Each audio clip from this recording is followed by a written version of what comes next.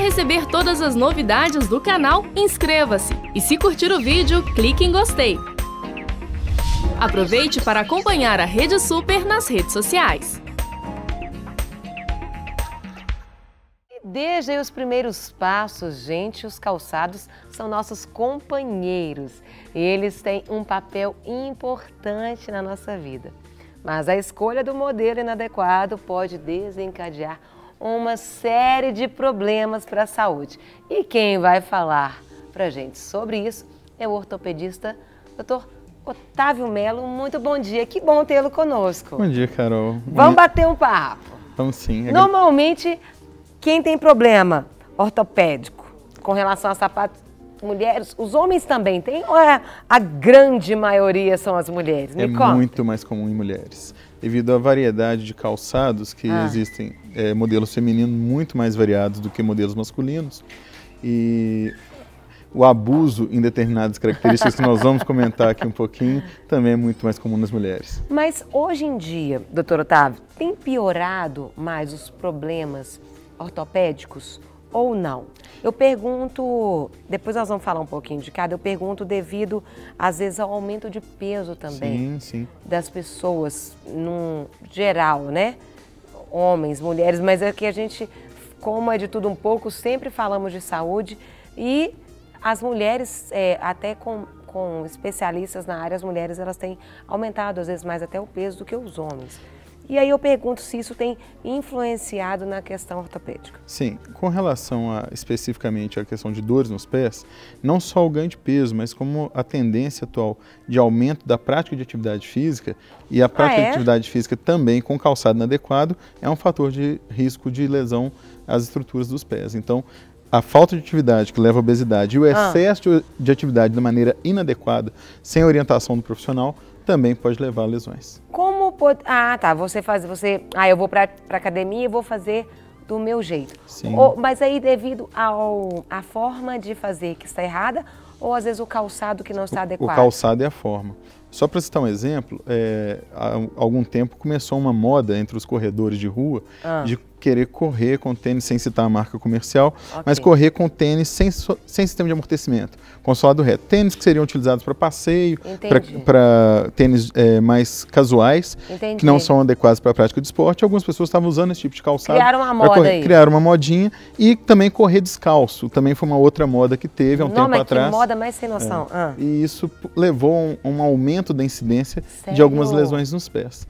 Porque a falta dessa proteção que o calçado dá para a gente, né, para o atleta, para o praticante de atividade física, essa falta dessa proteção levou a alguns tipos de lesões. Então é importante saber o tipo de calçado adequado para cada atividade. Gente, então até o tênis pode trazer problemas aí para você, pode trazer deformidades para o seu pezinho.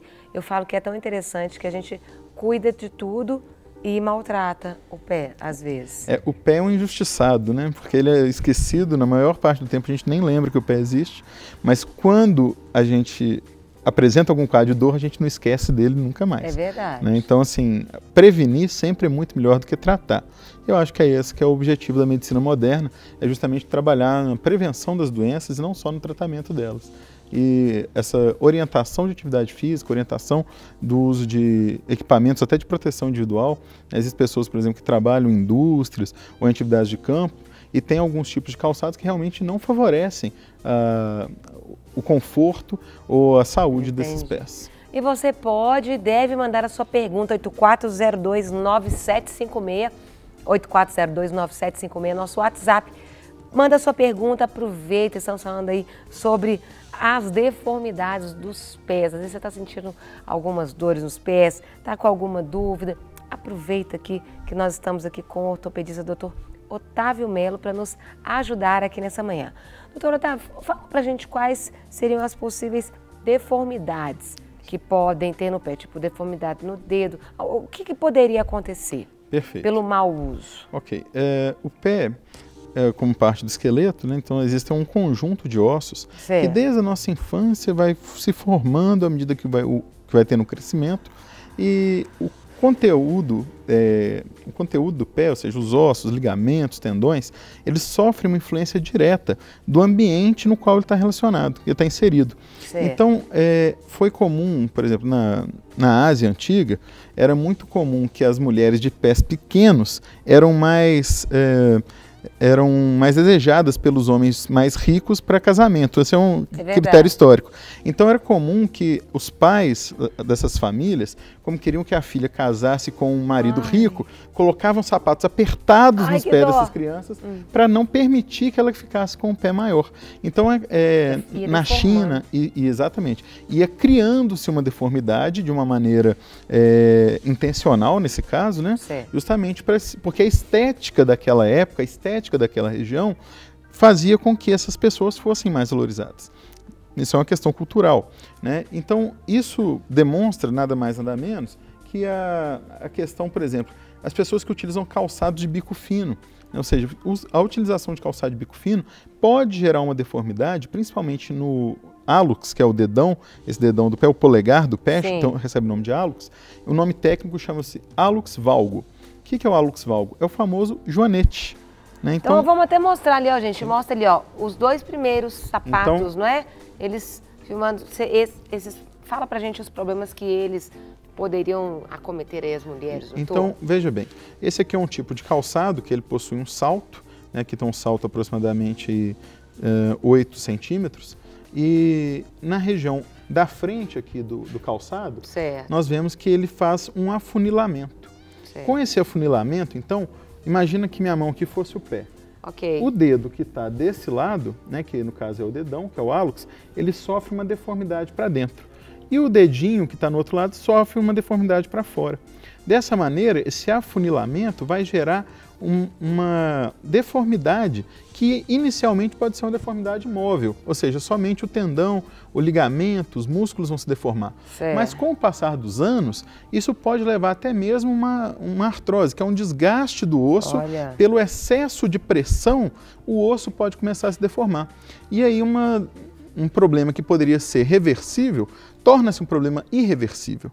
Ou seja, a pessoa fica com a deformidade mesmo quando não está usando calçado, tem aquela deformidade, ou seja, ele pega a forma, falando de uma maneira leiga assim, ele pega a forma do sapato. O joanete aí sofre. Ele pode surgir aí? Sim, a utilização excessiva de calçados de bico fino é um dos fatores de risco. Logicamente, existem outros fatores, né? Existem deformidades que já são congênitas, ou seja, que a pessoa já nasce com uma predisposição genética para isso.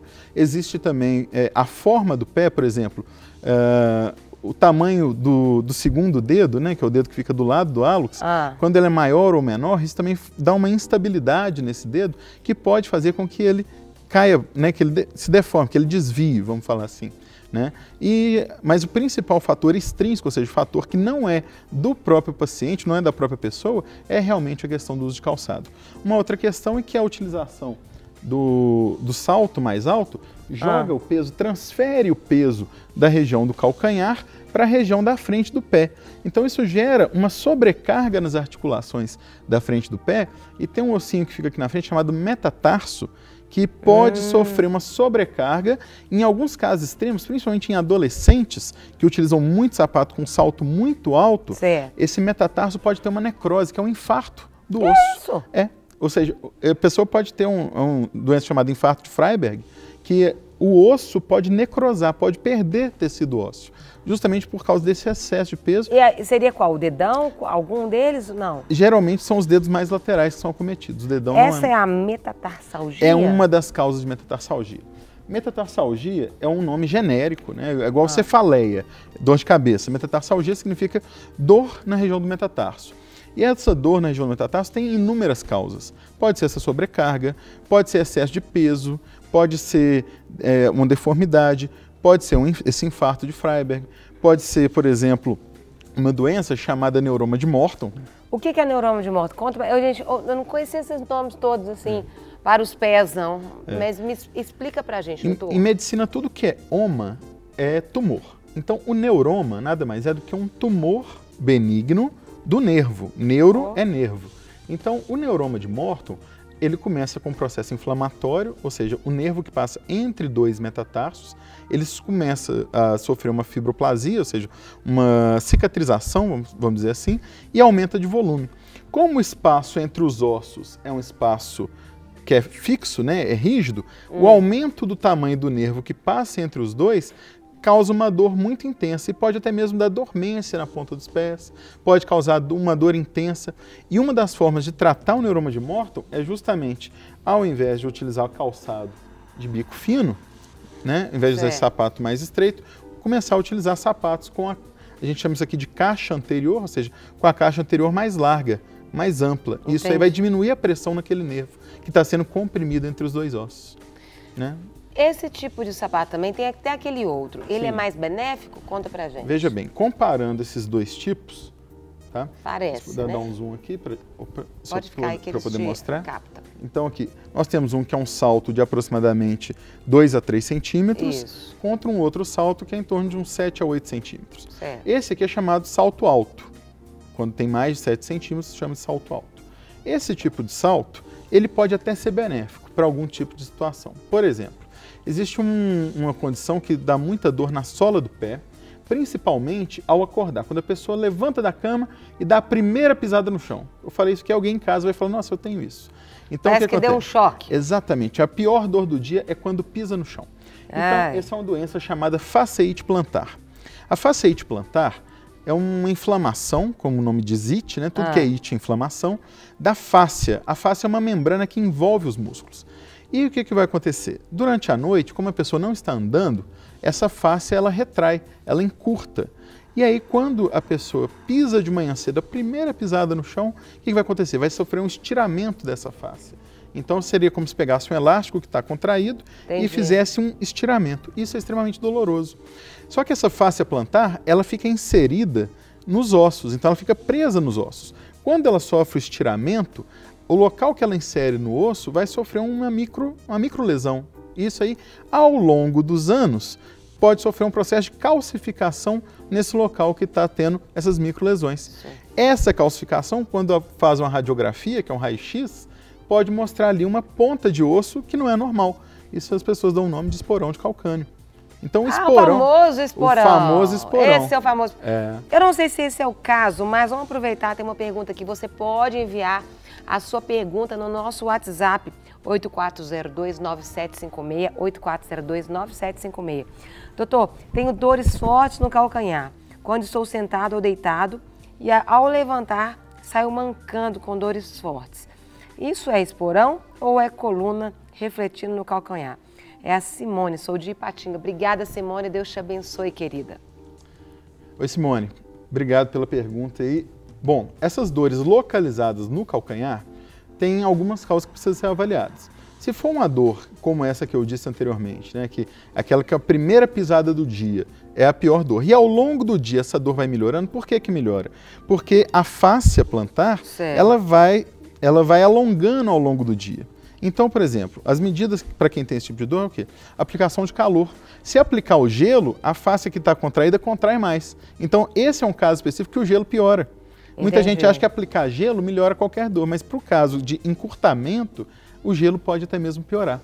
Outra questão que a Simone poderia começar a ver é a questão de fazer uma massagem na sola do pé. Se ela começar a fazer uma massagem na sola do pé e perceber que essa dor está melhorando, significa que pode ser uma fasciite plantar.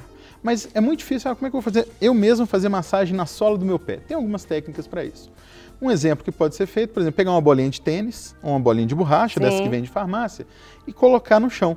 Todo dia de manhã cedo, antes de levantar, começar a movimentar essa bolinha, isso vai fazer com que essa fáscia alongue. Vai movimentando. Coloca embaixo do pé e vai fazendo uma massagem na região da sola do pé. No próprio chão mesmo. No próprio chão, tranquilo, tá?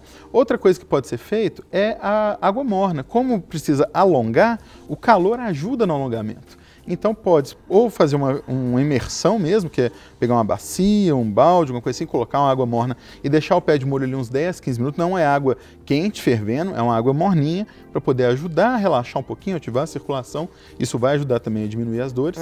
E uma outra questão, né? Ou seja, um banho quente de manhã, por exemplo, já pode suprimir, porque a água vai escorrer e vai ficar molhando ali o pé, isso vai fazer um aquecimento, então muitas pessoas melhoram com essa forma. E fazer, em último caso, um tratamento de fisioterapia com alongamento muscular, com ativação dos músculos que estão mais fracos, isso também pode ajudar. Uma outra coisa que também é importante para essas dores no calcanhar é o uso da calcanheira em silicone. Então, para as pessoas que têm fasciite plantar, é necessário elevar a região de trás do calçado uns 2, 3 centímetros no máximo. Não é usar um saltão, não. É um saltinho, que pode ser do lado de fora do calçado, ou então pode ser colocado por dentro do calçado, se compra em qualquer farmácia, né? E essa calcanheira ela vai ter uma função de amortecer o impacto e de levantar. Quando ela levanta o calcânio, ela ajuda no alongamento da face também. Então é uma técnica aí que é simples, barata e que realmente é efetiva. Isso serve para homem que trabalha com sapato social também, ou que precisa utilizar calçado social. Como o calçado é muito duro e ele não tem salto, geralmente o salto é muito pequeno na parte de trás, então é muito comum um homem sentir essas dores. Então, para evitar, essa calcanheira de silicone ajuda bastante. E você pode mandar sua pergunta, gente. O nosso WhatsApp é 84029756. Não adianta ligar, tem muita gente ligando, tem que desligar. Porque nós estamos ao vivo, não tem como, pelo WhatsApp, você falar ao vivo. Mas você pode falar ao vivo no 3253-3320. 3253-3320, aí sim. Mas nesse WhatsApp, você vai mandar a sua pergunta por escrito. Temos um maior prazer em poder responder aí a sua dúvida. Agora, quer falar ao vivo? 3253-3320, você liga e fala ao vivo. Fala pra gente um pouquinho também, doutor, sobre a famosa Anabela. Pois é.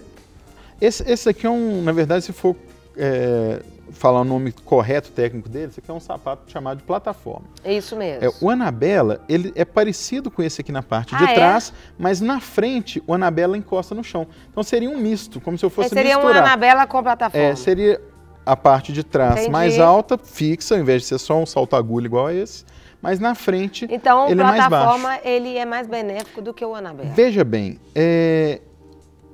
isso vai depender.